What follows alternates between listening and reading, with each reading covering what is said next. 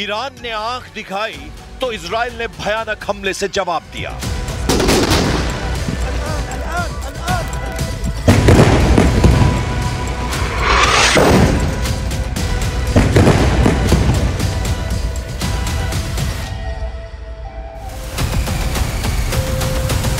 तुर्की ने ललकारा तो इजराइल ने सीरिया को दहला दिया।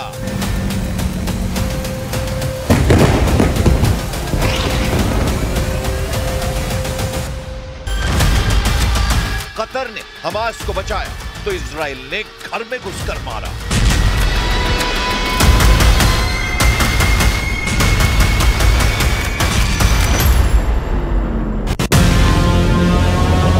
यमन में हूती ने जब भी हथियार उठाए इजराइल ने कुचल डाला।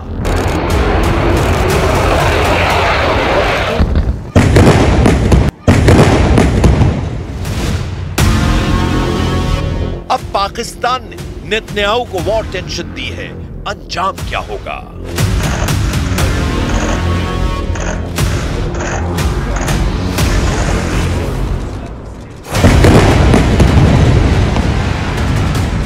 जिस युद्ध में ट्रंप की नहीं चल रही, जिस युद्ध में खाड़ी के ताकतवर देशों की कोई सुन नहीं रहा, जिस युद्ध में न्यूक्लियर पावर यूरोपीय देशों को भाव नहीं मिल रहा, उस युद्ध में पाकिस्तान जैसा देश खुद कूद पड़ा है। पाकिस्तान ने गजा युद्ध में आत्मघाती कदम उठा लिया है। पाकिस्तान के ऐलान से पीएम नेतन्याहू आग बबूला है। नेतन्याहू का दिमाग इस कदर गर्म है कि वो इस्लामाबाद को गजा बना सकते हैं। पाकिस्तानी जनरल आसिम मुनीर की करतूत ने खाड़ी युद्ध को ज्यादा व्यापक और विस्फोटक बना दिया है। पूरी जानकारी बस थोड़ी देर में, लेकिन उससे पहले देखिए ट्रंप के पीस प्लान की धज्जियां कैसे उड़ाई जा रही हैं। समुद्र में जलता डच जहाज है ये। हमला बैलिस्टिक मिसाइल से हुआ है। हमला भयानक है, हमला हूती का है। यह हमला खामनेई के लड़ाका ग्रुप ने ट्रंप को चैलेंज देकर किया है। सुपर पावर अमेरिका की सिरदर्दी फिर से ईरान ने बढ़ा दी है। जिस डर से ट्रंप ने हमास को दिया अल्टीमेटम को घंटों से दिन में बदला, वो सच हो गया। खाड़ी में फिर से कई फ्रंट चलने लगे हैं। कहीं इजराइल बारूदी धमाके कर रहा है तो कहीं इजराइल के दुश्मन हमले तेज कर चुके हैं। समुद्र में हूती लड़ाकों ने भयानक तहलका मचा दिया है। ईरान के रॉकेटबाज कहे जाने वाले हूती फाइटर्स ने डच शिप को निशाना बनाया है। القوات البحرية في القوات المسلحة اليمنية عملية عسكرية نوعية استهدفت سفينة من نيرتقرات لانتهاك الشركة المالكة لها قرار حظر الدخول إلى موانئ فلسطين المحتلة। हूती लड़ाकों ने कार्गो शिप को पहले भी निशाना बनाने की कोशिश की थी, मगर तब हूती की मिसाइल टारगेट हिट नहीं कर पाई। लेकिन दूसरे हमले में डच जहाज को हूती फाइटर्स ने जला डाला। हूती प्रवक्ता याह्या सरी ने हमले के बाद धमकी दी है कि गजा पर जब तक इजराइल के हमले नहीं रुकते, दुश्मनों पर हमले जारी रहेंगे। إن شعبنا اليمني العظيم المجاهد الصابر مستمر وسيستمر في إسناد ونصرة الشعب الفلسطيني المظلوم ضد جريمة القرن. تؤكد القوات المسلحة اليمنية أن عملياتها العسكرية مستمرة ولن تتوقف إلا بوقف العدوان ورفع الحصار عن قطاع غزة.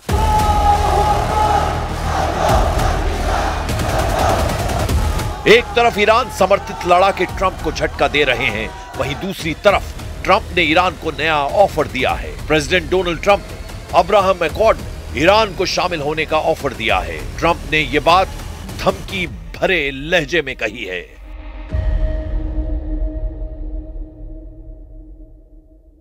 And who knows, maybe even Iran can get in there. I hope, we hope we're going to be able to get along with Iran. I think they're going to be open to it. I really believe that.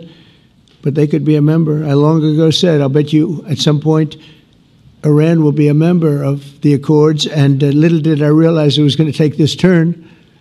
That was some turn we did with the B-2s. But I think they might very well be there because it's a great thing for them economically. I recognize. Trump bar bar U turn ले रहे हैं क्योंकि उनके गजा piece plan में पेच फंसते जा रहे हैं। ट्रंप ने 8 बड़े मुस्लिम देशों को साथ कर गजा के 20 सूत्रीय पीस फॉर्मूले पर सहमति तो बना ली। इजराइल को भी उन्होंने इसे मानने के लिए मना लिया है, मगर एक एक कर अब ट्रंप के प्लान में खामियां गिनाई जा रही हैं। सबसे पहले नेतन्याहू ने ही ट्रंप की 3 शर्तों को तोड़ा। अब कतर और पाकिस्तान ने भी ट्रंप की पीस डील में कमियां गिनानी शुरू कर दी हैं। पहले कतर को जिन बातों पर एतराज है, जरा उन्हें जान लेते हैं। ट्रंप ने गजा में बफर जोन का मैप बनाकर यह वादा किया है कि इजराइल के सैनिक फिलिस्तीन से बाहर निकल जाएंगे, लेकिन यह नहीं बताया कि सेना कब हटेगी। नेतन्याहू ने तो यहां तक कह दिया है कि सेना की वापसी नामुमकिन है, जबकि कतर इसे स्वीकार नहीं कर रहा है। ट्रंप ने धमकी दी है कि हमास ने अगर शर्तों को नहीं माना तो उस पर अमेरिका एक्शन लेगा, लेकिन यह नहीं बताया गया है कि अगर इजराइल शर्तों को तोड़ता है तो अमेरिका का रुख क्या होगा। कतर इस पर सफाई चाहता है। फिलिस्तीन और गजा का जो समझौता हो रहा है उसमें हमास अहम फैक्टर है। शर्तों में कहा गया है कि हमास को गजा से बाहर किया जाएगा, जबकि पहले जो प्रस्ताव कतर ने दिया था उसमें कहा गया था कि हमास के लड़ाके अहिंसक तरीके से गजा में रह सकते हैं, यानी सत्ता में उसकी भागीदारी हो सकती है। कतर ये मांग कर रहा है। असल में कतर के कंधे पर बंदूक रखकर तुर्की के राष्ट्रपति एर्दोआन ट्रंप पर निशाना साध रहे हैं। तुर्की खुलकर ट्रंप का विरोध नहीं करना चाहता। एर्दोआन ने ट्रंप से F-35 जेट की डील करीब करीब फाइनल कर ली है, इसीलिए वो सदी चाल चल रहे हैं। हालांकि इजराइल से दुश्मनी निभाने और मुसलमानों का हमदर्द बनने के चक्कर में पाकिस्तान बुरी तरह फंस गया है। ट्रंप के गजा प्लान को समर्थन देने वाले जनरल आसिम मुनीर उर्फ स्वयंभू फील्ड मार्शल और शहबाज शरीफ का भारी विरोध शुरू हो गया है। कट्टर मौलानाओं और आतंकी गुटों ने सेना और सरकार पर जब हल्ला बोला तो पाकिस्तानी हुक्मरान फौरन बैकफुट पर चले गए। पाकिस्तान के विदेश मंत्री इसहाक डार ने गजा समझौते को लेकर आखिरी वक्त में बड़े बदलाव का आरोप तक लगा दिया है। पाकिस्तान ने दावा किया है कि नेतन्याहू ने व्हाइट हाउस में स्टीव विटकॉफ और ट्रंप के दामाद जैरेड कुशनर के साथ 6 घंटे की बैठक के दौरान आखिरी समय में समझौते में कई बदलाव किए हैं। पाकिस्तान ने आरोप लगाया है कि ट्रंप की योजना में फिलिस्तीनियों की एक स्वतंत्र टेक्नोक्रेट सरकार की परिकल्पना की गई थी, जिसे आखिरी वक्त में बदल दिया गया। पाकिस्तान के विदेश मंत्री ने दावा किया है कि 8 मुस्लिम देशों के संयुक्त रूप से प्रस्तावित संशोधनों को शामिल नहीं किया जाता तो युद्ध समझौता बेमानी हो जाएगा। ट्रंप के बनाए पीस प्लान पर पाकिस्तान पेच फंसाकर खुद की मौत बुला रहा है। ट्रंप ने पहले ही फिलिस्तीन को मान्यता देने वाले देशों को जमकर कोसा है। ट्रंप ने कहा था कि कई देशों ने गलती से फिलिस्तीन को मान्यता दी है। Some of this body is seeking to unilaterally recognize a Palestinian state. The rewards would be too great for Hamas terrorists for their atrocities. This would be a reward for these horrible atrocities.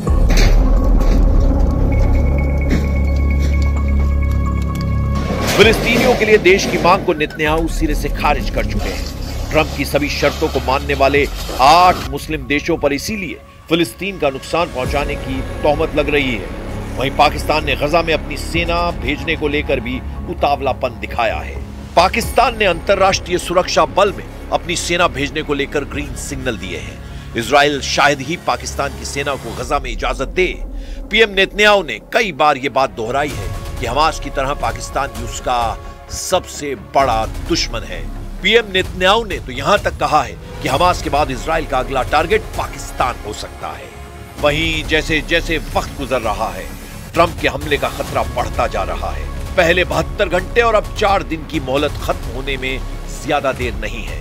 Trump ने ऐलान कर रखा है कि Hamas ने युद्ध समझौता नहीं माना तो उसे नर्क लोक का एहसास वो करवाएंगे।